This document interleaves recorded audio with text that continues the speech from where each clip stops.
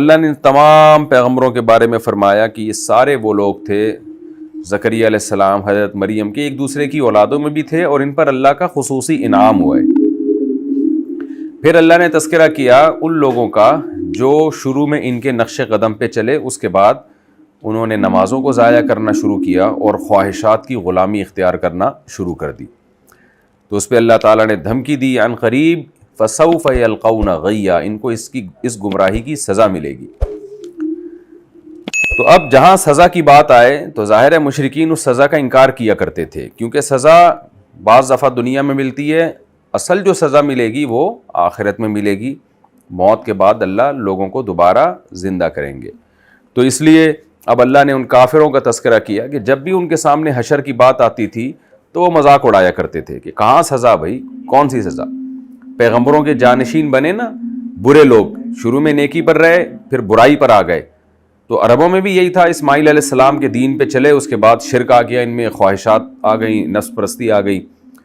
تو پھر نبی صلی اللہ علیہ وسلم نے آ کے ڈرایا بھی موت کے بعد زندگی ہے، تو وہ مذاق اڑاتے تھے، اسی کا تذکرہ اللہ نے کیا۔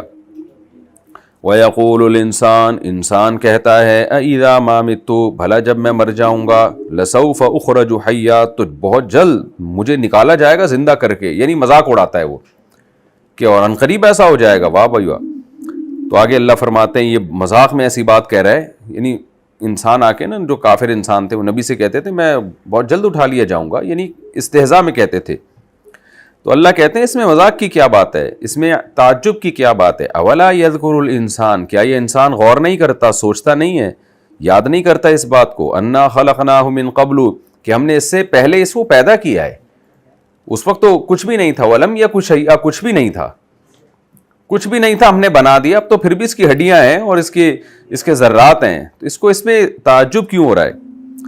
اس لیے فوربک، اے محمد صلی اللہ علیہ وسلم، تیرے رب کی قسم، لنحشرنہم، ہم ان سب کو ضرور جمع کریں گے، ان کو بھی، والشیاطین، اور ان شیطانوں کو بھی جنہوں نے ان کو گمراہ کیا ہوا ہے، جو شیاطین ان کے دل میں اس قسم کے وسوسے ڈالتے ہیں نا، خیالات ڈالتے ہیں، ان کو بھی اور ان کو بھی ہم سب کو جمع کریں گے، اور صرف زندہ نہیں کریں گے بلکہ بہت سارے کام آگے ہونے والے ہیں۔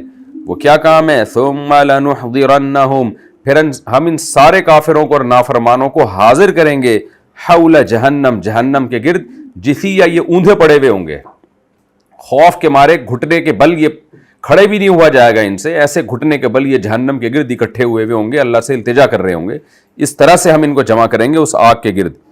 ثم لننزعن من کل شیعۃ، پھر جتنی بھی اللہ کے نافرمانوں کی جماعتیں ہیں تو ہر جماعت میں سے ہم نکالیں گے، کس کو نکالیں گے؟ ایہم اشد علی الرحمن، جو رحمان پر زیادہ سخت تھا، عتیہ، سرکشی کے لحاظ سے، یعنی ایک ساتھ سب کو نہیں پھینک دیا جائے گا، بلکہ ہم جو زیادہ خدا کا دشمن تھا نا، اس کو چن چن کے ہم نکالیں گے وہاں سے، پہلے وہ جہنم میں جائے گا۔ ثم لنحن اعلم، پھر ہم زیادہ جانتے ہیں، بالذین، ان لوگوں کو، ہم اولا بہا، جو اس جہنم کے زیادہ حقدار ہیں، صلیہ، دخول کے اعتبار سے، یعنی کافر تو یہ کہتا ہے کہ مذاق میں کہتا ہے کہ میں دوبارہ زندہ کیا جاؤں گا، میری تو یہی بات سمجھ میں نہیں آتی، کیسے اتنی جلدی مجھے دوبارہ اٹھا لیا جائے گا، جبکہ اللہ کہتے ہیں کہ اس کافر کو سوچنا چاہیے کہ جس خدا نے تجھے پہلی دفعہ بنا دیا وہ دوبارہ کیوں نہیں بنا سکتا۔ اور دوسری بات، پھر اللہ نے کہا دوبارہ پیدا کرنا تو صرف پیدا نہیں کروں گا، پھر اللہ نے قسم اٹھا کے فرمایا کہ میں ان سب کو اور وہ شیاطین جو ان کے دل میں یہ انکار ڈال رہے ہیں آخرت کا، ان سب کو میں جمع کر کے جہنم کے گرد اکٹھا کروں گا، پھر ان لوگوں کو نکالوں گا جو رحمان پر زیادہ سخت تھے، اور پھر مجھے خود یہ بات معلوم ہے کہ ان میں جہنم میں جانے کا پہلا حقدار کون ہے، چن چن کے ان سب سے بڑے سرکشوں کو پہلے جہنم میں پھینکوں گا میں۔ کتنی شدید وعید ہے، اللہ تعالیٰ ہم سب کو اس آگ سے محفوظ فرمائے۔ اور اللہ تعالیٰ کیسے یعنی ایک مضبوط انداز میں اللہ ان کا جواب دیتا ہے کہ تم تو یہ سمجھ رہے ہو کہ زندہ نہیں ہوگے، اور میں تو تمہیں چن چن کے جو زیادہ بڑا سرکش ہے نا اس کو پہلے جہنم کی آگ میں ڈالوں گا، مجھے سب پتہ ہے دنیا میں کیا ہو رہا ہے اور کون میرا کس طریقے سے انکار کر رہا ہے۔ وَإِن مِّنكُمْ إِلَّا وَارِدُهَا، یہ تو کافروں کے بارے میں تھی، کہ ایک ایک کو چن کے میں یا جو نافرمان ہیں ان سب کو ڈالوں گا. آگے اللہ کہتے ہیں کہ جہنم کا وجود اتنا یقینی ہے کہ دکھاؤں گا میں وہ جہنم سب کو, چاہے مومن ہو چاہے کافر ہو. جس نے جہنم میں نہیں جانا آئے گا وہ بھی اس کے قریب ایک دفعہ دیکھے گا ضرور اپنی آنکھوں سے. قرآن کہتا ہے وَإِن مِّنكُم, میں انسان ہوں تم میں سے کوئی بھی ایسا نہیں ہے, إِلَّا وَارِدُهَا, مگر یہ کہ اس جہنم پر آئے گا وہ. اس کی تفسیر حدیث میں ہے کہ پل صراط پہ سے گزرے گا, اور یہ پل صراط کیا ہے؟ جہنم کے اوپر ایک پل ہے جس میں حدیث میں آتا ہے بال سے زیادہ باریک اور تلوار سے زیادہ تیز. تو اس پل پہ سے ہر ایک کو گزرنا ہے. تو واردھا کا مطلب یہی ہے کہ جہنم کا ایک گڑھا جو ہے نا, جو بھٹی ہے اس کے اوپر سے ہر ایک نے گزرنا ہے. پھر حدیث میں اس کی تفصیل ہے کہ کچھ بجلی کی تیزی سے گزر جائیں گے, کچھ گھوڑے کی رفتار سے گزریں گے, جس کے جیسے اعمال ہوں گے اسی حساب سے وہ گزرے گا. اور جو کافر ہیں وہ اس میں گر جائیں گے, اور جو خدا کے نافرمان تھے اگرچہ مسلم تھے وہ بھی اس میں کچھ وقت کے لیے جہنم میں سزا کھانے کے لیے داخل ہوں گے. اللہ تعالی ہم سب کو محفوظ رکھے. اس میں حکمت کیا ہے کہ اللہ نے سب کو اس جہنم کے پل سے گزارنا ہے. دو حکمتیں ہیں, ایک تو یہ کہ لوگوں کو دکھا دیا جائے کہ جو میں نے جہنم کے وعدے کیے تھے نا وہ برحق ہیں, آج اپنی آنکھوں سے دیکھ لو. اور دوسرا یہ کہ مومن کو جب جہنم کے پل سے گزارا جائے گا تو اس کو جنت میں جانے کا لطف اور مزہ اور بھی زیادہ آئے گا. کیونکہ جب آپ کو کوئی عذاب دکھایا جاتا ہے اور بتایا جاتا ہے کہ یہ عذاب تھا اگر تم نافرمانی کرتے, لیکن ہم تمہیں اس عذاب سے بچا رہے ہیں, تو اور زیادہ عذاب سے بچنے کی خوشی ہوتی ہے. کیونکہ مومنین کو اگر جہنم کے پل سے گزارے بغیر ہی جنت میں لے گئے تو بھی خوشی ہوگی, لیکن جب پل سے گزار کے لے کے جائیں گے اور ان کو یہ خوف ہوگا کہ ہم گر نہ جائیں اس میں, تو پھر جو بچت ہوگی اس میں خوشی پہلے سے بھی زیادہ ہوگی. جیسے حدیث میں آتا ہے نا کہ قبر میں بھی ٹھکانہ دکھایا جاتا ہے مومن کو, جہنم بھی اور جنت بھی. تو جہنم دکھا کے بتایا جاتا ہے کہ اگر تو برے اعمال کرتا تو اس میں جاتا, لیکن اللہ نے تجھے اس سے بچا لیا ہے, تو اس سے نعمت کی اور بھی زیادہ خوشی ہوتی ہے. لیکن اسلاف میں ہمیں ملتا ہے کہ وہ جو جہنم کے پل ہے نا, اس سے بہت زیادہ خوف کیا کرتے تھے کہ اس دن ہماری حالت کیا ہوگی, پتہ نہیں کس رفتار سے ہم گزریں گے, لیکن گزرنا ہر ایک نے ہے. وَإِن مِّنكُمْ إِلَّا وَارِدُهَا, اللہ کہتے ہیں تم میں سے کوئی ایسا نہیں ہے مگر یہ کہ اس نے اس جہنم کے قریب آنا ہے.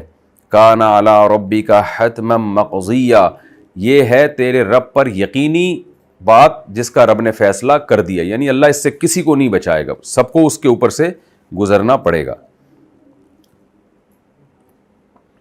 اور یہ جو قرآن میں آتا ہے نا اولئک عنہا مبعدون, جو ایمان لائے نیک اعمال کیے وہ جہنم سے دور رہیں گے, تو یہاں جہنم سے دور رہنے کا مطلب یہ ہے کہ اس میں داخل نہیں ہوں گے.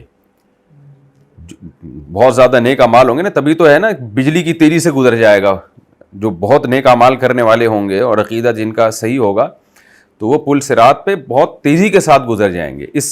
یہ کنایا کہ اللہ ان کو اس سے دور رکھے گا, یعنی وہ آگ میں داخل نہیں ہوں گے. ثم ننجی الذین اتقوا, آئیں گے تو سب لوگ, لیکن پھر جو تقوی والے لوگ ہیں ہم ان کو جہنم سے بچا لیں گے. وَنَذَرُ الظَّالِمِينَ, اور جو ظالم لوگ ہوں گے وہ گر جائیں گے, ہم ان کو چھوڑ دیں گے فیہا, اس آگ میں, جثیہ, گھٹنوں کے بل, تو گھٹنوں کے بل کٹ کٹ کے گریں گے اس جہنم کے اندر. وَإِذَا تُتْلَىٰ عَلَيْهِمْ آيَاتُنَا بَيِّنَاتٍ, جب نبی صلی اللہ علیہ وسلم مشرکین کو یہ باتیں بتاتے کہ آخرت میں تمہارا یہ انجام ہوگا اور نیک اعمال پر اللہ جنت دے گا, تو مشرکین ایک ہی بات کرتے کہ اگر اسلام برحق ہے تو دیکھنے میں ہم کیوں اچھے لگتے ہیں, مسلمانوں میں تو زیادہ غریب مسکین لوگ ہیں, ان کے پاس وسائل کیوں نہیں ہیں, ہماری مجلسیں بھی اچھی ہیں اور ہمارا مقام بھی اچھا ہے. وَإِذَا تُتْلَىٰ عَلَيْهِمْ آيَاتُنَا بَيِّنَاتٍ, اللہ کہتے ہیں جب ان پر ہماری واضح آیات تلاوت کی جاتی ہے جو دلائل کے انبار لگا دیتی ہیں وہ آیتیں, تو دلائل کو نہیں دیکھتے بلکہ اپنی موجودہ حالت کو دیکھتے ہیں. وہ حالت کیا ہے؟ قَالَ الَّذِينَ كَفَرُوا لِلَّذِينَ آمَنُوا, جو کافر ہیں وہ ایمان والوں سے کہتے ہیں أَيُّ الْفَرِيقَيْنِ, بتاؤ ہم دونوں فریقوں میں خیر مقاماً, مرتبے کے لحاظ سے اچھا کون ہے, یعنی دنیاوی مرتبے کے لحاظ سے. ہمارا ٹھکانہ دیکھو, ہمارے پاس بہترین سواریاں ہیں, ہمارے پاس بہترین مکان ہے, ہماری عزت بھی تم سے زیادہ ہے. وَأَحْسَنُ نَدِيًّا, اور زیادہ اچھی مجلسیں کس کی ہوتی ہیں, تمہاری مجلسوں میں کچھ بھی نہیں ہوتا, غربت ہے, پہننے کے کپڑے نہیں ہیں تمہارے پاس, بلال حبشی ہیں تمہارے پاس, خباب ابن ارت ہیں, اس طرح کے لوگ ہیں. جبکہ ہماری مجلس میں عرب کے بڑے بڑے سردار ہیں, ریشمی لباس ہیں, خوشبوؤں کی دھونیاں ہیں. جیسے کہ ہوتا ہے مالداروں کی محفل کی ایک رونقی الگ ہوتی ہے اور غریبوں کی محفل کی ایک بے رونقی ہوتی ہے اس میں. تو کہتے تھے بتاؤ زیادہ اچھی حالت کس کی ہے. تو جب زیادہ اچھی حالت ہماری ہے تو اس سے وہ دو نتیجے اخذ کرتے تھے. ایک تو یہ کہ خدا ہم سے خوش ہے, تم سے خوش نہیں ہے. تم سے خوش ہوتا تو وہ وسائل تمہیں دیتا جو ہمیں ملے ہوئے ہیں. نمبر 2, اگر آخرت قائم بھی ہوئی تو خدا نے جب دنیا میں ہمیں یہ نعمتیں دی ہیں تو وہ آخرت میں بھی دے گا ہمیں. اگر بالفرض آخرت ہو بھی گئی نا تو وہ آخرت میں بھی دے گا. تو لہذا اس چیز کو وہ دلیل سمجھتے تھے اپنے برحق ہونے کی.